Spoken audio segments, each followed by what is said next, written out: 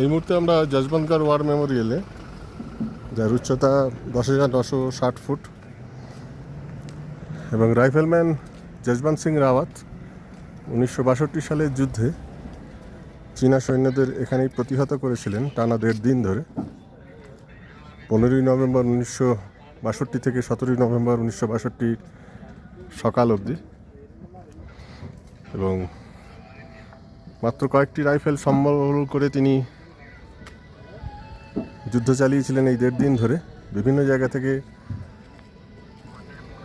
Firing করে তিনি চীনা সৈন্যদের বোঝাতে চেয়েছিলেন যেখানে অনেক ভারতীয় সৈন্য মজুত আছে,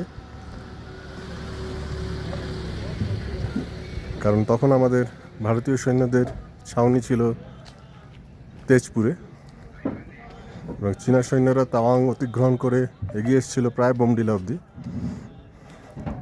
এবং এই জায়গায় একদিনেরও বেশি সময় তাদের প্রতিহত করে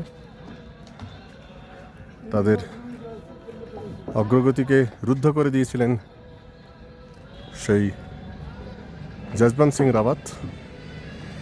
যদিও 17ই নভেম্বর 1962 সকালে চীনা সৈন্যদের আক্রমণে তিনি প্রয়াত হন, কিন্তু তার এই বলিদান, তার এই আত্মত্যাগ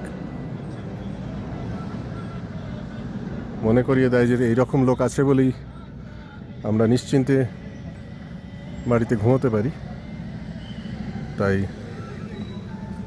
ভারতীয় সেনার এই বীর জওয়ানদের জন্য এই জায়গায় এসে একবার গলা ছেড়ে চিৎকার করে বলে উঠতে ইচ্ছে করে, জয় হিন্দ।